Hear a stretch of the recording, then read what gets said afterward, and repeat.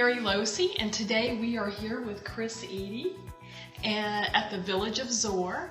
And Kris, could you tell us a little bit about the village of Zoar and your position here? Sure. I am the assistant site director here at Zoar Village, and Zoar is a German community founded in 1817 by separatists who were seeking religious freedom. And they founded the village here. It's the longest running communal society in America, actually. What has surprised you most about working here?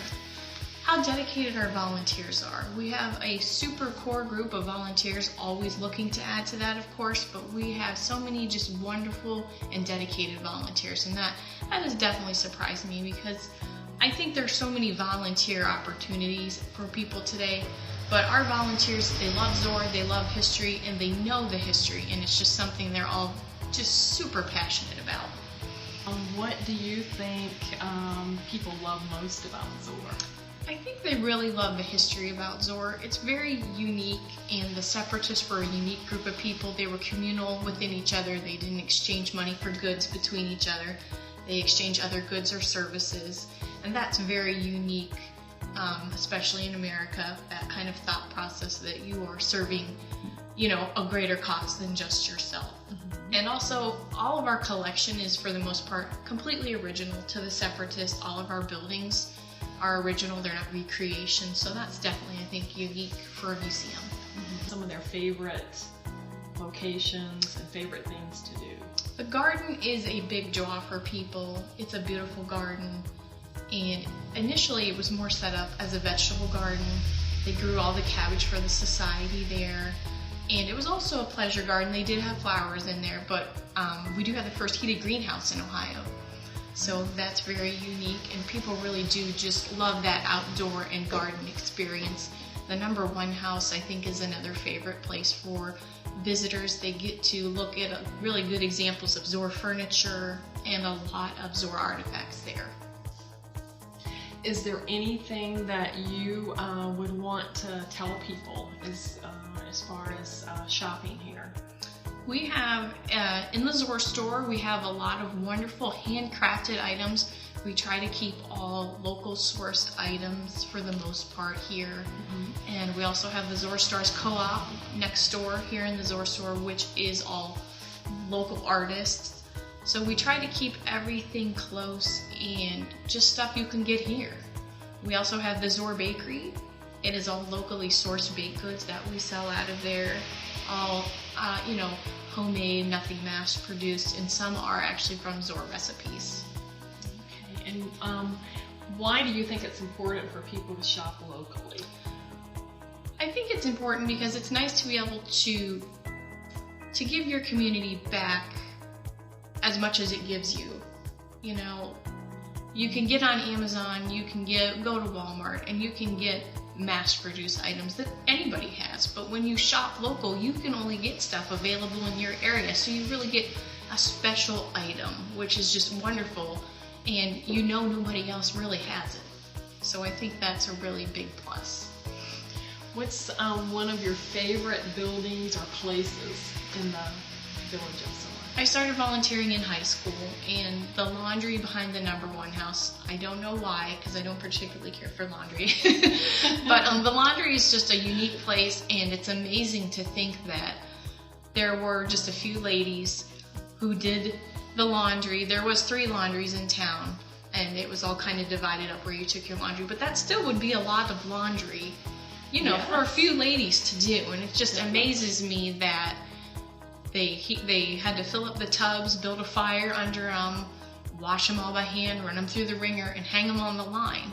And it's just something we take for granted today. You throw your clothes in the laundry, you put the soap in, you push the button, and you walk away from it. It does it itself. And it's just, when you come to a historical village, through the 1800s, you're doing everything by hand. And even though they were coming up with new technologies then, it's not like today. It's not the push of a button or, hey, Alexa, turn the oven on, Yes. Everything was by hand, and the laundry just fascinated me, just in the sense that it is so labor intensive, and it is something you have to do every week.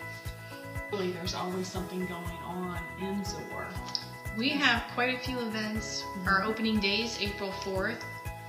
Good Friday, April 8th, is our first big event. It's Pretzel Day here in Zoar, and we have all kind of pretzel-related activities. And then we're going to roll into garden tour, Harvest Festival, May Fest. We have some new events, Ciders and Cellars, a few new tours. So we have quite a bit going between now and October. We'll finish up with ghost tours, and then of course Christmas in Zoar in December. And then once we hit April, we will have regular tours from April through October. So it's a busy season, it's a great season, there's a lot going on, and even if you just show up on a regular day, there is a wonderful tour guide here to take you through all the buildings. Okay, so as far as time during the week, if someone wanted to schedule a tour, they could give you a call or either go on the website. The website has all of our hours. In April, we're just open weekends, but starting in May, we're open Wednesday through Sunday.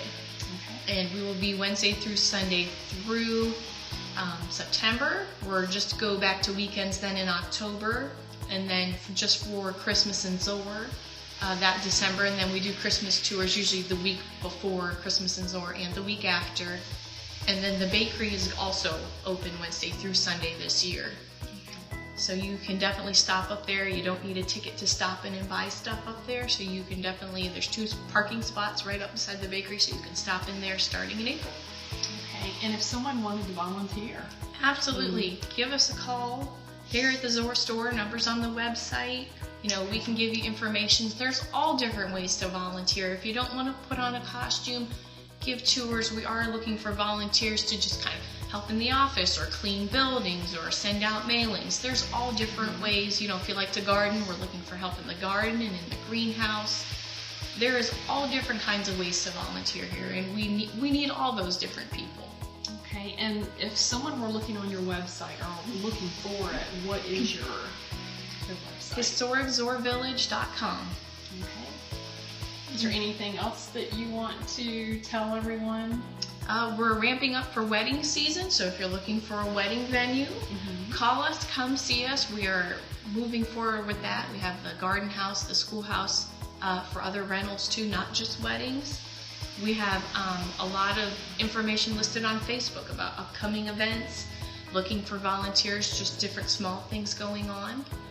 So, and of course, the Zoar store is, of course, here for local shopping. We're not just a tourist shop, we are a gift shop as well, so stop in and see us. And it's very interesting to hear more about the historic village of Zoar. Great, thank you so much.